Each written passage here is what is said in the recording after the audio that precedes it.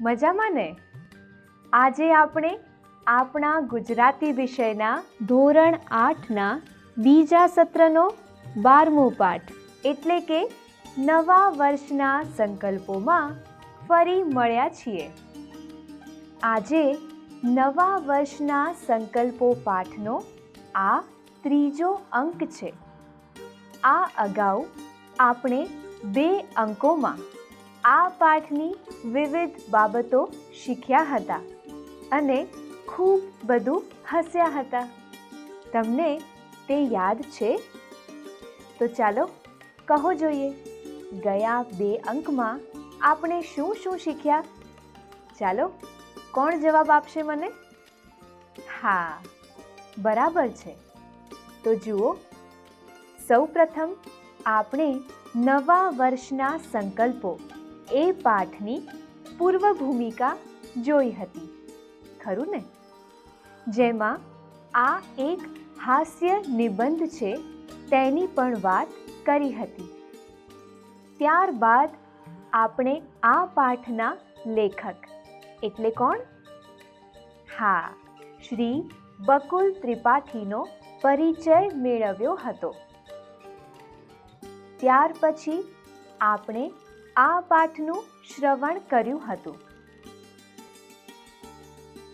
બીજા અંકમાં આગળ આપણે પાઠની સમજૂતી મેળવી હતી. તમને યાદ જ છે કે લેખક પોતે સંકલ્પો કરે છે પણ પાળી શકતા નથી. લેખકના વહેલા ઉઠવાના સંકલ્પમાં આપણને તેઓ કેવી રીતે હસાવી જાય છે. અને યાદ છે પેલા ચા ન પીતા ભાઈ? બીમાર પડતા જ ઉપવાસમાં ચા પીવાય તેવી છૂટછાટ સાથે રોજના 7 કપ ચા પી જાય છે.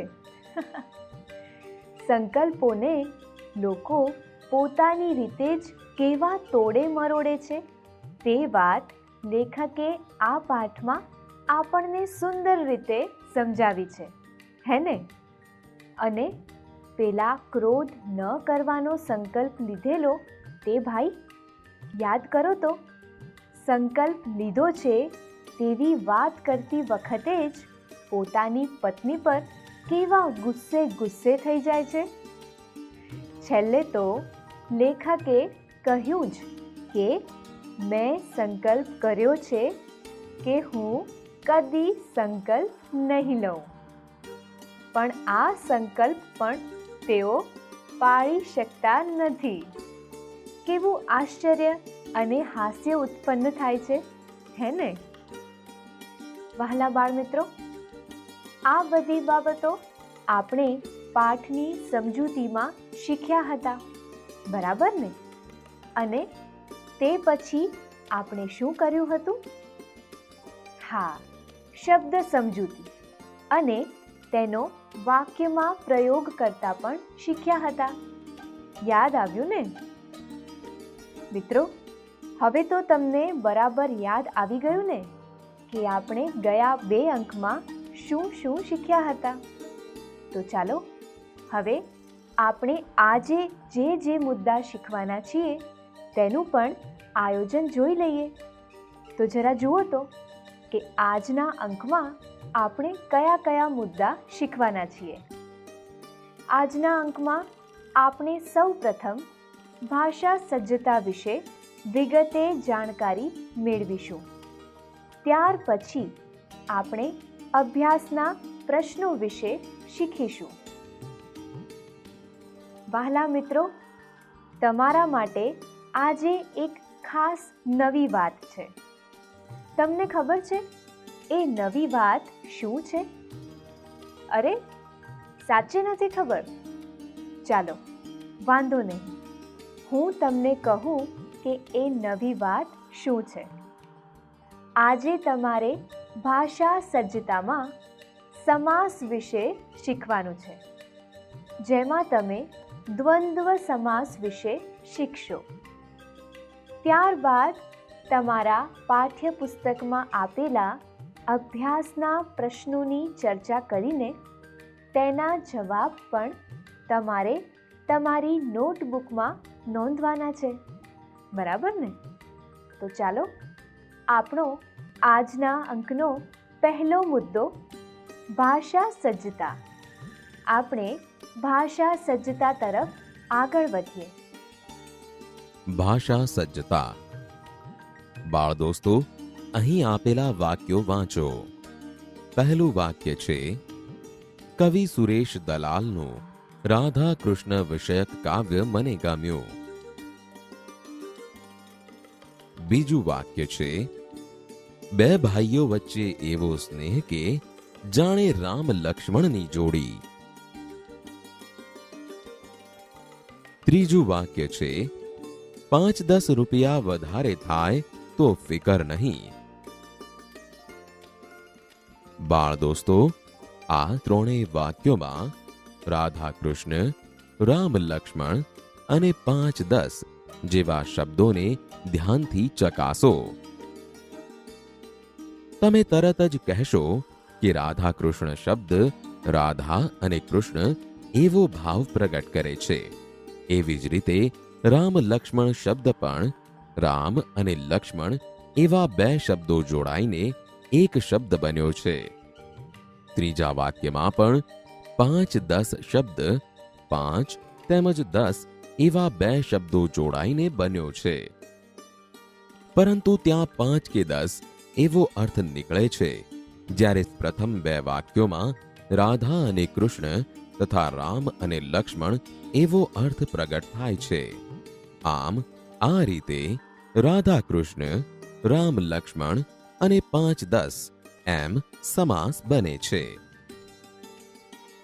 બે કે તેથી વધુ શબ્દો સાથે બેસીને એક નવો જ અર્થ પ્રગટ કરતો શબ્દ બનાવે ત્યારે સમાસ થયો એમ કહેવાય. બાળ દોસ્તો, સમાસના જુદા જુદા પ્રકાર છે. અહીં આપણે દ્વંદ્વ સમાસ વિશે જાણકારી મેળવીએ. દ્વંદ્વ એટલે જોડકું. જ્યારે સમાન અધિકાર ધરાવતા બે કે તેથી વધુ શબ્દો જોડાઈને એક શબ્દ બને અને તેમને છૂટા પાડતા કે અથવા અને જેવા સંયોજકો મૂકવામાં આવે ત્યારે દ્વંદ્વ સમાસ બને છે. જોયું ને મિત્રો, સમાસ એ વ્યાકરણની વસ્તુ છે. તમે સમાસના હવે પછી અનેક પ્રકારોને શીખશો, પણ આજે તે પૈકી પહેલો સમાસ એટલે કે દ્વંદ્વ સમાસની જાણકારી મેળવી. જોડકું ધરાવતા બે શબ્દોને કે અથવા અને શબ્દથી જોડીને મૂકવામાં આવે ત્યારે દ્વંદ્વ સમાસ બને છે. વિદ્યાર્થી મિત્રો, તમારે તમારા પાઠ્યપુસ્તકમાંથી દ્વંદ્વ સમાસના આવા બીજા ઉદાહરણો શોધીને લખીને લાવવાના છે.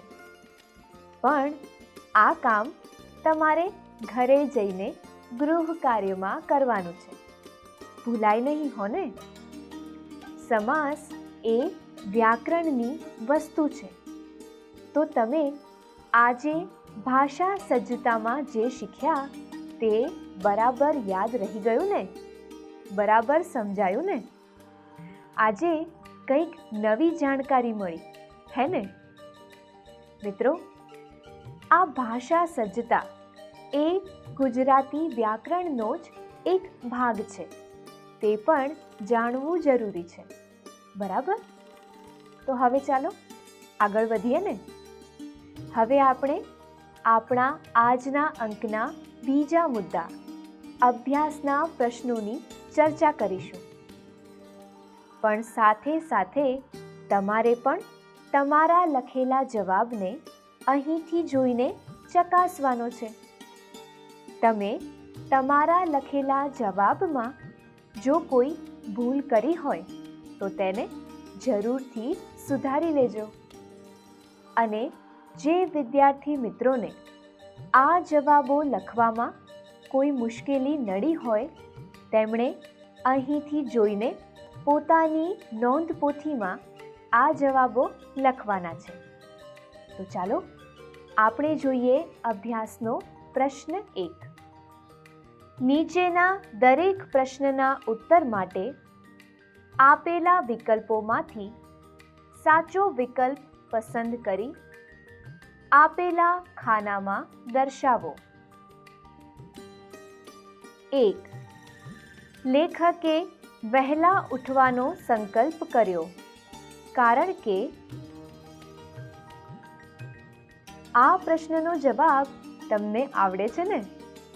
પણ પહેલા એ જુઓ કે આ પ્રશ્નના વિકલ્પો શું શું કહે છે. પહેલો વિકલ્પ છે ક. લેખકને હાસ્ય લેખ લખવા માટે યોગ્ય સમય લાગ્યો. ખ. લેખકની જિંદગીમાં લગભગ 4 વર્ષ જેટલો વધારો થાય. ગ. વહેલા ઉઠીને ધ્યાન યોગાસન કરવા માટે. ઘ. વહેલા ઉઠીને કસરત કરવા માટે. તો ચાલો કહો જોઈએ સાચો વિકલ્પ કયો આવશે? હા, જુઓ, લેખકે વહેલા ઉઠવાનો સંકલ્પ કર્યો કારણ કે લેખકની જિંદગીમાં લગભગ 4 વર્ષ જેટલો વધારો થાય. આ વિકલ્પ સાચો છે, જેનો ક્રમ છે ખ. તો સામેના ચોરસ ખાનામાં લખો ખ. ચાલો હવે આપણે બીજો પ્રશ્ન જોઈએ. 2. ચા બંધ કરનાર ભાઈનો સંકલ્પ તૂટી ગયો કારણ કે. વિચારો તો, પેલા ચા બંધ કરનારા ભાઈનો સંકલ્પ કેમ તૂટી ગયો? તેના માટે તમારે આ પ્રશ્નના વિકલ્પો જોવા પડશે. જુઓ તો શું કારણો આપેલા છે? ક. એમના સંકલ્પથી ઇન્દ્રનું આસન ડોલી ઉઠ્યું. ખ. ચાની જાહેર ખબરે એમને ચડાવી દીધા. ગ. માતા પિતા, પત્ની, બહેન અને મિત્રોના પ્રેમને કારણે. ઘ. માંદગીના ઉપવાસમાં ચા પીવાના કારણે રાહત થવાથી. તો ચાલો કહો જોઈએ સાચો જવાબ કયો છે? હા, સાચો જવાબ છે ઘ. માંદગીના ઉપવાસમાં ચા પીવાના કારણે રાહત થવાથી. આ જવાબ તમારા પાઠ્યપુસ્તકમાં જ નોંધી લેજો, બરાબર ને? તો ચાલો હવે આપણે જોઈએ ત્રીજો પ્રશ્ન. 3.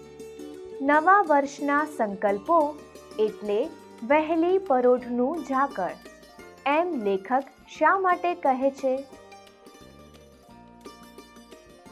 જુઓ તો આ પ્રશ્નના 4 વિકલ્પો કયા કયા આપ્યા છે? ક. સાંજે નક્કી થાય અને સવારમાં તૂટી જાય છે. ખ. ઝાકળની જેમ અલ્પજીવી હોય છે. ગ. સંકલ્પો વિચારીને લેવાતા નથી. ઘ. સંકલ્પો દર બેસતા વર્ષે લેવામાં આવે છે. બાળ દોસ્તો, તમે બધાએ ઝાકળ જોયું છે? શિયાળાની વહેલી સવારે ઘાસ કે વૃક્ષોના પાંદડા પર ઝાકળ પડ્યું હોય છે.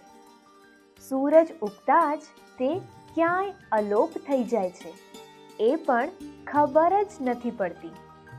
એટલે ઝાકળનું જીવન સાવ ટૂંકું હોય છે, એટલે કે અલ્પજીવી, હે ને? તો હવે કયો વિકલ્પ સાચો લાગે છે? કોણ કહે છે? હા, બરાબર, ખ. ખ વિકલ્પ સાચો છે. ઝાકળની જેમ અલ્પજીવી હોય છે. તો ચાલો આ પ્રશ્નની સામેના ચોરસ ખાનામાં જવાબ લખો ખ. હવે આપણા ચોથા પ્રશ્ન તરફ આગળ વધીએ. 4. લેખકના મતે સંકલ્પો પાળી શકાતા નથી, કારણ કે શું કારણ હશે? કોણ કહેશે? તેની પહેલા આપણે વિકલ્પો જોઈએ. ક. તે પાળવાની મક્કમતાનો અભાવ હોય છે. ખ. સંકલ્પો ઉતાવળે લેવાયેલા હોય છે.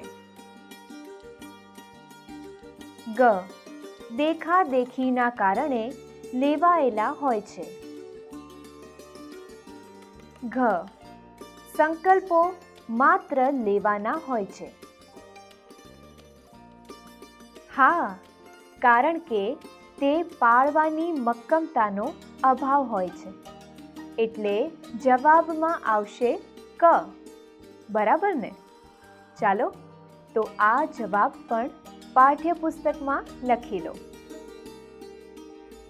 બાળમિત્રો, તમારા પાઠ્યપુસ્તકમાં આપેલા અભ્યાસનો આપણે આ પહેલો પ્રશ્ન જોયો.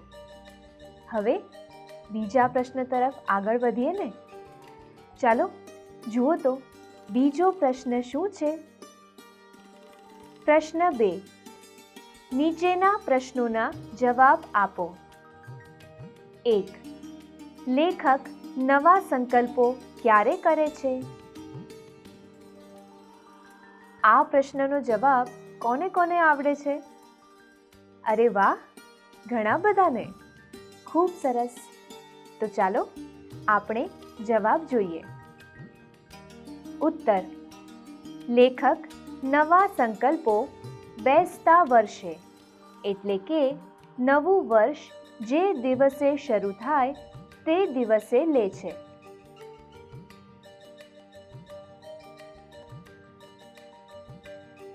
ચાલો હવે આપણે જોઈએ બીજો પ્રશ્ન. 2. વહેલા ઉઠવાથી લેખક કેટલા વર્ષ બચાવવા માંગે છે? યાદ છે ને તમને? રોજના 2 કલાક મુજબ લેખક ખૂબ મોટી ગણતરી કરીને 4 વર્ષ બચાવે છે. હા, આ જ તો પ્રશ્નનો જવાબ છે. બધાને યાદ તો છે. તો ચાલો લખી પણ લઈએ. ઉત્તર: વહેલા ઉઠવાથી લેખક 4 વર્ષ બચાવવા માંગે છે.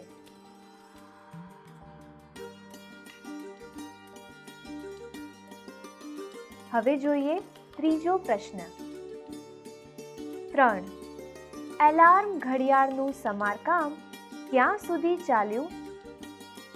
વહેલા ઉઠવાના સંકલ્પમાં લેખકે અલાર્મના આધારે ઉઠવાનું નક્કી કર્યું હતું, પરંતુ તેમનું ઘડિયાળ જ બગડ્યું. યાદ છે ને? ક્યારે બગડ્યું? 8મને દિવસે. અને રિપેર કરાવવા ક્યારે આપ્યું? 9ના દિવસે.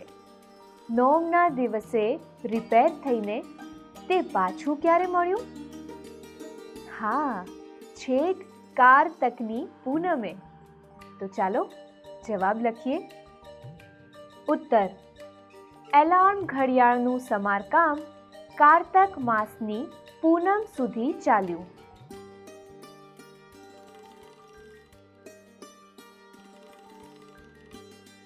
તો ચાલો હવે આપણે આગળનો ચોથો પ્રશ્ન જોઈએ.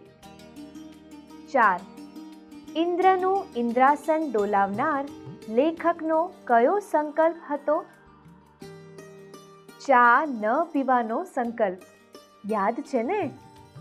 આ જ તો સંકલ્પ હતો જેણે ઇન્દ્રનું ઇન્દ્રાસન ડોલે તેવી પરિસ્થિતિ ઊભી કરી હતી. તો ચાલો આ પ્રશ્નનો જવાબ આપણે આ રીતે લખીશું. ઉત્તર: લેખકનો ચા ન પીવાનો સંકલ્પ ઇન્દ્રનું ઇન્દ્રાસન ડોલાવનાર હતો?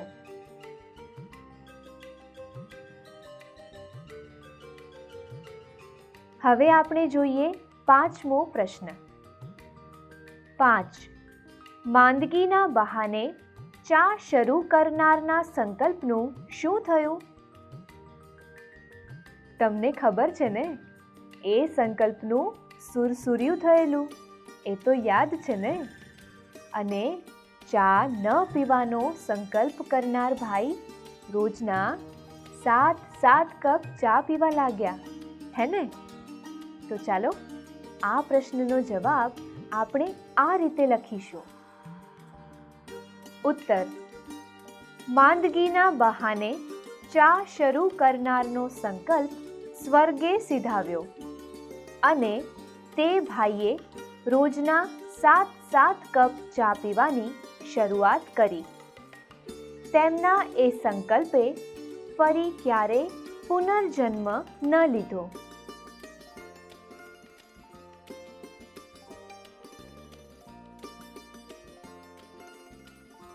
બાળમિત્રો, અહીં આપણા અભ્યાસના પ્રશ્નો પૂરા થયા અને સાથે સાથે આજનો અંક પણ અહીં પૂરો થયો. આ અંકમાં તો આપણે ઘણી બધી નવી બાબતો વિશે શીખ્યા, હે ને? ઘણી બધી નવી બાબતો વિશેની જાણકારી હવે તમને મળી ગઈ. ચાલો આપણે આ શીખેલી બાબતોને છૂટા પડતા પહેલા જરા યાદ કરી લઈએ. કહો જોઈએ, આજના અંકમાં આપણે શું શું શીખ્યા? આપણે આજના એકમમાં પહેલા ભાષા સજ્જતા વિશે શીખ્યા, બરાબર ને? તમને બધાને યાદ છે ને કે ભાષા સજ્જતામાં આજે આપણે એક નવી વાત સમાસ વિશે શીખ્યા હતા. સમાસની અંદર આપણે દ્વંદ્વ સમાસની જાણકારી પણ મેળવી હતી અને તેના અમુક ઉદાહરણો પણ આપણે આજે જોયા હતા. તમને ખબર છે ને? અને તમને એ પણ યાદ છે ને કે મેં તમને પાઠ્યપુસ્તકમાંથી મળતા ઉદાહરણો શોધી લાવવાનું કહ્યું હતું. આના સિવાય આપણે આજના અંકમાં અભ્યાસના પ્રશ્નોની ચર્ચા કરી હતી, જેના જવાબ પણ આપણે નોંધ્યા છે. વિદ્યાર્થી મિત્રો, આપણે આજે જે બાબતો શીખ્યા છીએ તે બાબતો તમે ધ્યાનપૂર્વક ઘરેથી વાંચીને યાદ કરી લેજો. ભૂલાશે તો નહીં ને? બસ આ રીતે તમારે તમારા શિક્ષકની મદદથી સ્વાધ્યાયના પ્રશ્નો તમારી જાતે ગૃહ કાર્યમાં લખવાના છે અને સાથે સાથે સ્વાધ્યાયના અંતે આપેલી પ્રવૃત્તિ પણ તમારે જાતે જ કરવાની છે. બધા જ પોતાના મિત્રો સાથે મળીને આ પ્રવૃત્તિ કરજો. તમને આ પ્રવૃત્તિ કરવાની ખૂબ મજા પડશે, બરાબર ને? તો હવે ચાલો તમારું પાઠ્યપુસ્તક ખોલો તો જરા. આપણે જોઈ લઈએ કે સ્વાધ્યાય અને પ્રવૃત્તિમાં કયા પ્રશ્નો તમારે જાતે લખવાના છે અને તેના પર એક નજર નાખીએ. પ્રશ્ન 1. નીચેના પ્રશ્નોના ઉત્તર લખો. અહીં તમારે આપેલ પ્રશ્નોના ઉત્તર લખવાના છે. ત્યારબાદ પ્રશ્ન 2. પાઠના આધારે નીચેના વિધાનો સમજાવો. જેમાં તમારે પાઠના આધારે આપેલા વિધાનો સમજાવવાના છે. પ્રશ્ન 3. નીચેના શબ્દોનો ઉપયોગ કરી વાક્યો લખો. અહીં તમારે આપેલા શબ્દોનો ઉપયોગ કરી તેના વાક્ય પ્રયોગ કરવાના છે. એ તો સાવ સરળ છે, તમને જરૂરથી આવડશે. ત્યારબાદ પ્રશ્ન 4. શબ્દ સમૂહ માટે એક શબ્દ લખો. અહીં તમારે આપેલા શબ્દ સમૂહ માટે એક શબ્દ લખવાનો છે. આ પ્રશ્નમાં જો તમને ક્યાંય મુશ્કેલી જણાય તો તમારા શિક્ષકની મદદ જરૂરથી લેજો. ત્યારબાદ પ્રશ્ન 5. નીચેનામાંથી દ્વંદ્વ સમાસ ઓળખો અને નીચે લીટી દોરો. અહીં તમને વાક્યો આપેલા છે. તેમાં તમારે દ્વંદ્વ સમાસ શોધી તેની નીચે લીટી દોરવાની છે. તમને યાદ છે ને, આપણે ભાષા સજ્જતામાં દ્વંદ્વ સમાસ વિશે શીખી ગયા છીએ. ચાલો હવે પ્રવૃત્તિ પર એક નજર નાખીએ. પ્રવૃત્તિ 1. આપણે કેવા સંકલ્પો કરી શકીએ? યાદી બનાવો. 2. કોઈ પણ 2 સારા સંકલ્પો પાળવાના ફાયદા જણાવો. 3.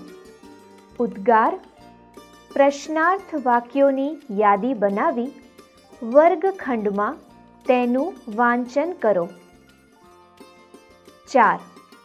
પાઠના નીચેના ફકરા પરથી પ્રશ્નો બનાવો. 5. તમારા જીવનમાં બનેલ કોઈ રમૂજી પ્રસંગ રજૂ કરો. મિત્રો, આજના અંકમાં હવે અહીં અટકીએ. આજ માટે આટલું જ. આગળના અંકમાં આપણે એક સુંદર કવિતા શીખીશું. તેનું નામ છે શરૂઆત કરીએ. બાળ દોસ્તો, શરૂઆત કરીએ એક ગઝલ છે અને આ ગઝલના કવિ છે હર્ષ બ્રહ્મભટ્ટ. બાળ દોસ્તો, તમે હજી નાના છો. જેમ જેમ મોટા થશો એમ એમ તમારે ઘણી બધી મુશ્કેલીઓનો સામનો કરવો પડશે. જીવનમાં આવી મુશ્કેલીઓ તો અવારનવાર આવ્યા કરે.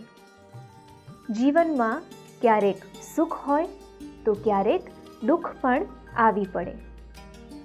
ઘણી વખત આપણે આ મુશ્કેલીઓ અને દુઃખો સામે હાર સ્વીકારી લઈએ છીએ.